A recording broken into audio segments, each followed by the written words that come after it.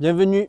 Aujourd'hui, je voulais vous parler de quelques éléments. Je voulais partager quelques éléments avec vous sur comment choisir son spray de défense. Ce sont quelques éléments pour vous permettre de mieux appréhender les sprays de défense parce qu'il y a tellement de choix, tellement de formats, tellement de formules, de marques, de prix. Donc je voulais vous donner quelques éléments d'information. Ce n'est pas exhaustif, c'est quelques éléments qui vont vous permettre d'y voir plus clair. Et bien sûr, peut-être que je vais oublier des choses en discutant avec vous. Et je les rajouterai. Je les rajouterai en lien dans la vidéo. Je les rajouterai sur une page du site de la boutique. Et voilà, parce que c'est possible que j'oublie de vous expliquer des points. Voilà, donc première des choses, ce sont des armes de catégorie D.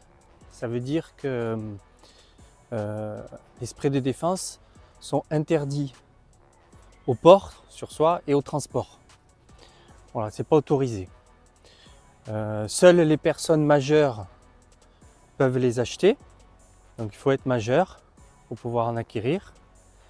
Et ensuite, le port et le transport sont interdits sans motif légitime.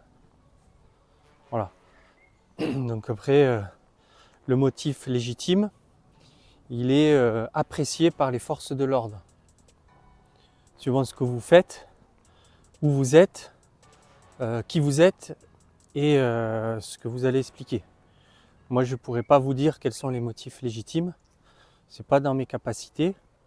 En revanche, il existe des motifs légitimes.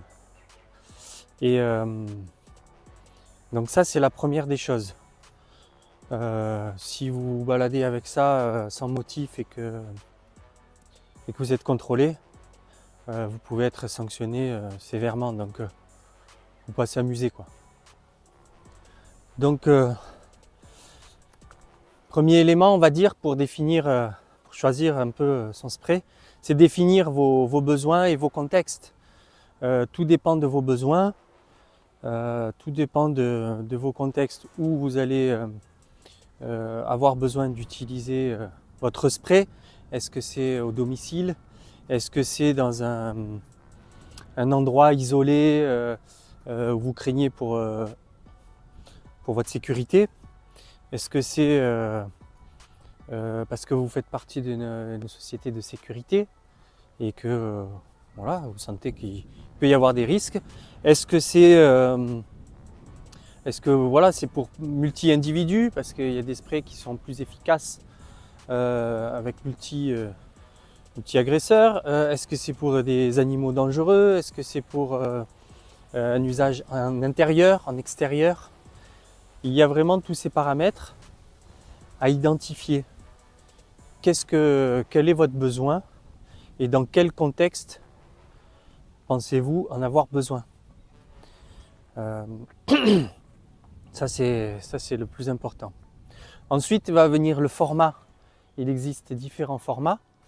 Des formats discrets, on va dire jusqu'à 25 millilitres, sont très petits, très discrets. Je pense que ça commence à 10 millilitres.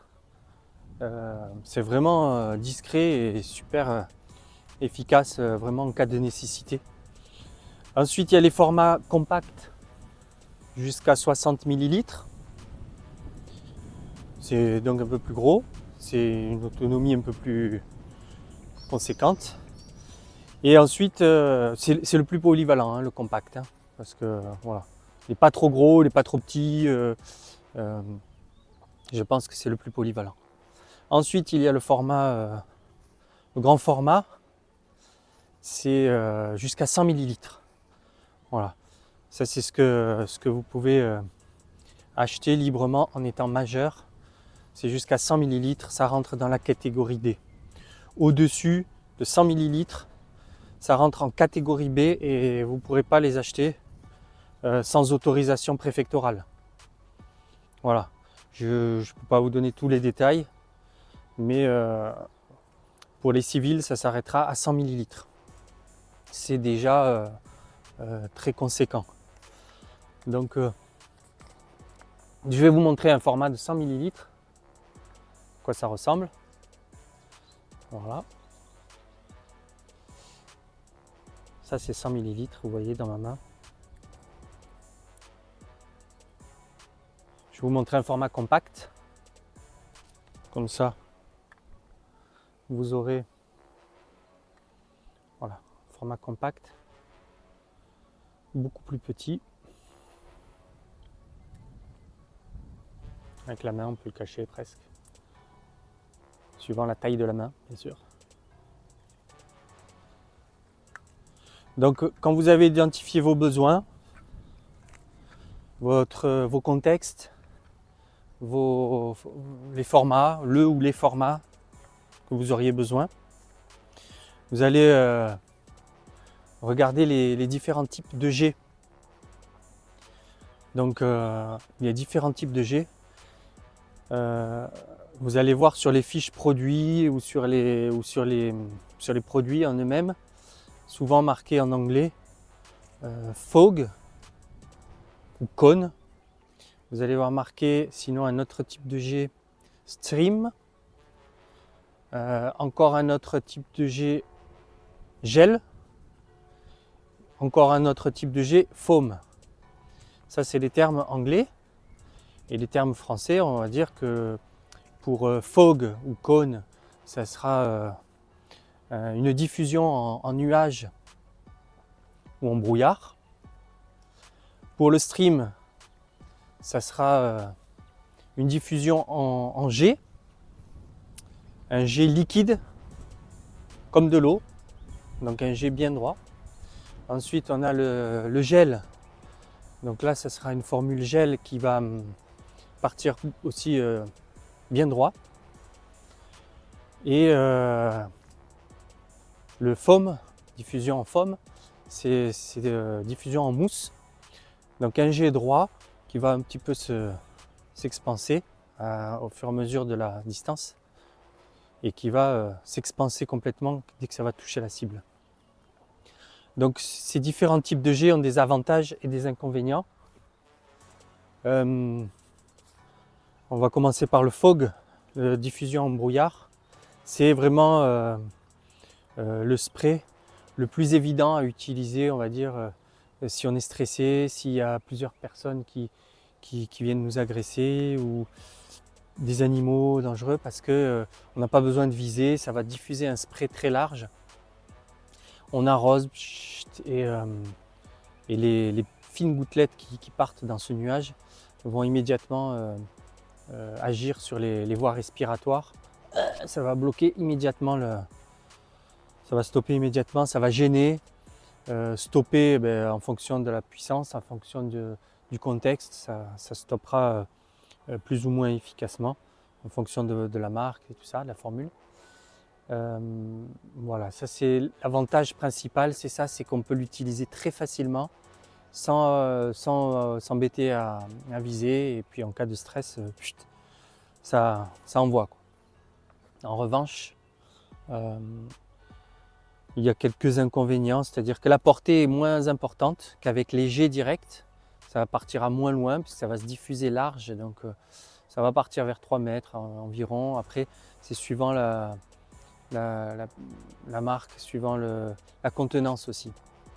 Et les grandes contenances vont partir un peu plus loin, il y a plus de gaz et ça va envoyer un peu plus loin. Donc la portée est moins importante que sur les autres types de jets. S'il y a du vent, vous risquez de ne pas atteindre les cibles, surtout si le vent est contraire ou de travers. Bon, s'il est dans votre sens, ça ira impeccable. Et voilà, s'il y a du vent, un petit peu comme aujourd'hui là, j'ai un peu de vent, ça peut être inefficace. En espace clos, c'est pareil. Là, oui, vous allez certainement stopper l'agression. Vous allez certainement stopper. Donc voilà, ça va servir, hein, on va dire. Par contre, ça va pénaliser tout l'espace, quoi. Ça va se diffuser dans l'espace, espace clos, fermé ou même ventilé, mais ça va aller de partout. tout le monde sera impacté, y compris vous. Mais ça va stopper. Ensuite, ça c'est les principaux inconvénients. Ensuite, on a le jet, on a dit stream, donc un jet continu puissant, on va dire, qui part à longue distance. Donc pour les grandes contenances, on va dire jusqu'à 6 mètres, sans problème. Et donc ça c'est intéressant, de ne pas être à portée des individus ou des animaux, on va dire. La portée est intéressante. S'il y a du vent, ben, il y aura moins d'effet de se contaminer ou de contaminer d'autres personnes.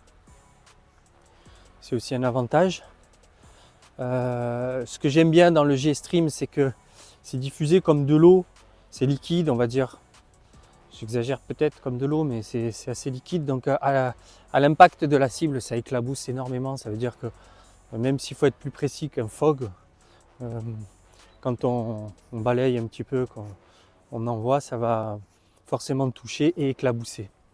Je trouve ça intéressant. Voilà. L'effet sera moins que le cône fog. L'effet sera moins instantané sur les voies respiratoires. Mais par contre, dès que ça touche, voilà, la peau et dès qu'on va le respirer, ça va éclabousser forcément. Donc là, à ce moment-là, ça va agir. C'est pratique aussi en espace clos. Voilà. Ensuite, on a le gel. Le gel, c'est comme le stream, c'est un jet direct, mais donc qui est moins liquide et qui va partir aussi avec une longue distance, hein, pareil. On va dire jusqu'à 6 mètres avec les grandes contenances et qui va se coller à l'impact. Le gel, ça colle, c'est pénible, ça accroche par rapport au stream qui va être très très gênant, mais qui va s'enlever plus facilement. En rinçant bien, le gel en rinçant, ça colle. Donc le gel c'est pareil, c'est très bien en espace clos ou souvent en espace clos, voilà, on va dire le gel c'est assez efficace. S'il y a du vent que vous êtes en extérieur, vous n'êtes pas embêté non plus. Et voilà, c'est pareil s'il y a multi-individus, tout dépend du contexte, tout dépend des individus, tout dépend de la distance. Voilà. Si vous avez des individus qui attendent comme ça, ça marchera. S'ils sont très mobiles, ça sera plus compliqué. Par rapport au brouillard, hein, je parle. Ensuite, on a la mousse, foam. La mousse, ça part en jet direct. Ça part pas très très loin. C'est un peu plus lourd que le gel. Enfin, c'est une consistance qui va partir un peu moins loin parce que avec la propulsion, tout ça, ça va partir à 3 mètres, quelque chose comme ça. Et ça va s'expanser un petit peu au jet. En fonction de la distance, ça va commencer à s'élargir un peu. Et ça va surtout s'expanser dès que ça va toucher. Alors là, dès que ça touche, ça gonfle. Et c'est comme le gel, ça colle énormément. On s'en fout partout. C'est très compliqué à enlever, c'est très pénible. Donc très très efficace sur la peau comme le gel. Et par inhalation, voilà, quand vous touchez le visage, les voies respiratoires, les yeux, c'est horrible. C'est des substances horribles à se débarrasser. Donc ça, c'est les différents types de jets. Quelque chose à savoir aussi qui est important, c'est qu'il y a des marques qui font des sprays qui fonctionnent à l'envers. C'est-à-dire que si la personne se cache ou quoi, que vous êtes obligé d'utiliser votre spray en étant à l'envers, vous n'êtes pas embêté, ça va partir quand même. Tous ne le font pas, donc il y a des formules. Il y a des formules chez Sabre et chez, c'est la formule Crossfire, et chez TW1000 c'est 360 je crois, formule 360. Et Voilà. C'est intéressant à savoir. Ensuite, une fois que vous avez défini votre jet, vos besoins, les formats, il y a la formule. Donc moi je recommande toujours la formule avec de l'OC. Vous avez sûrement entendu parler, c'est oléorésine capsicum, si je ne dis pas n'importe comment. C'est de l'extrait de piment. Donc c'est souvent exprimé en pourcentage sur les fiches produits ou sur les produits eux-mêmes. Donc je crois que ça va jusqu'à 10%. Et c'est la puissance, on va dire, la concentration de l'extrait de piment qui est à l'intérieur du produit. Donc c'est une donnée de puissance, mais ce n'est pas la seule donnée pour définir la puissance. Il y a aussi le pourcentage de MC. Alors celui-là il est plus compliqué, c'est major capsaïcinoïde. Ça c'est la puissance réelle de la formule. C'est-à-dire que là, plus ce pourcentage est élevé, plus le spray est puissant, efficace, irritant. Donc je vous donne un exemple. Un spray qui a 10% d'OC et 0,5% de MC sera beaucoup moins puissant qu'un spray qui a 6% de OC et 1,4% de MC. Ça n'a rien à voir. Donc souvent on entend parler de l'OC, de l'extrait de piment. Plus le pourcentage est élevé, plus le spray est fort. Mais ce n'est pas la seule donnée. Il vaut mieux privilégier le pourcentage de MC. Ça c'est une donnée vraiment intéressante. Donc je recommande toujours la formule OC, OC-MC on va dire, hein, par rapport à la formule gaz CS que vous avez entendu parler aussi, parce que la formule OC à l'extrait de piment est très efficace sur les personnes, les individus sous stupéfiants ou alcoolisés et sur les animaux dangereux. Les sprays avec du gaz CS, c'est efficace, mais ça sera beaucoup moins efficace ou inefficace même sur des personnes très alcoolisées, sous stupéfiants ou sur les animaux dangereux. Donc c'est pour ça moi je préconise que l'OC. Voilà, donc vous savez pour les formulations. Ensuite il y a la qualité des mélanges de produits.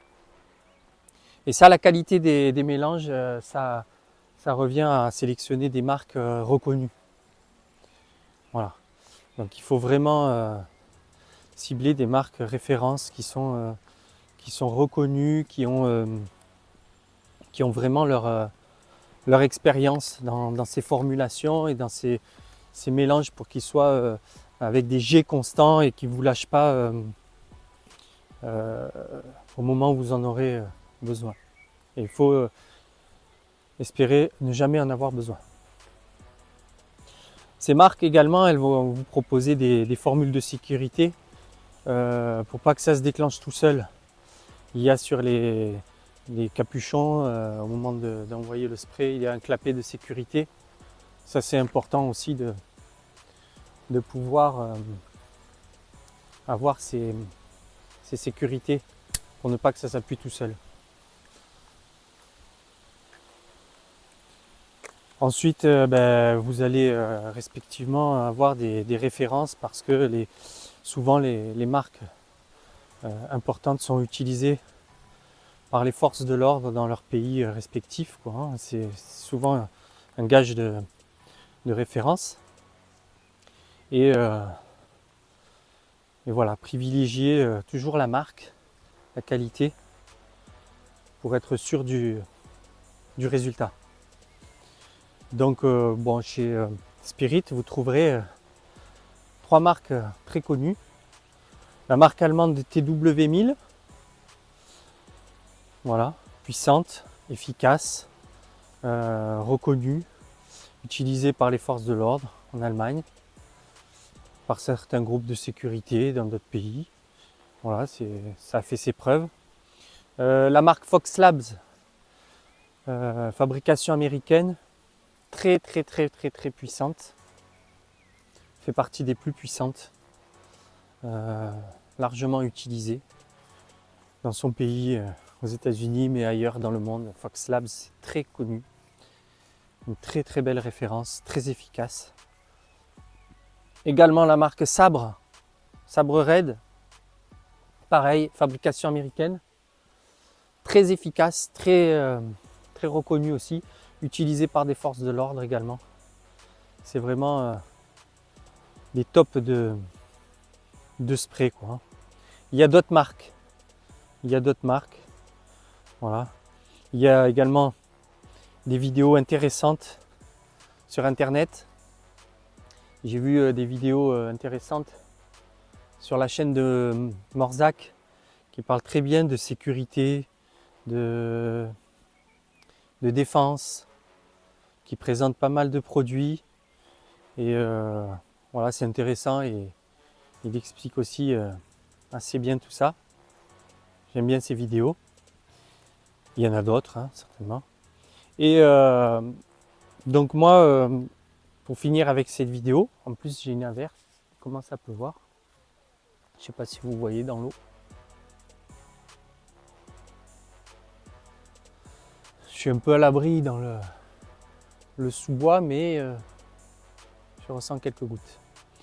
Donc pour finir avec cette vidéo, je vais vous mettre en lien dans la description un récapitulatif un peu de tout ce qu'on a dit. Et vous aurez voilà, la récap de tout ce qu'on a expliqué et également un petit tableau avantages et inconvénients des différents sprays. Voilà, j'espère que vous y verrez un petit peu plus clair.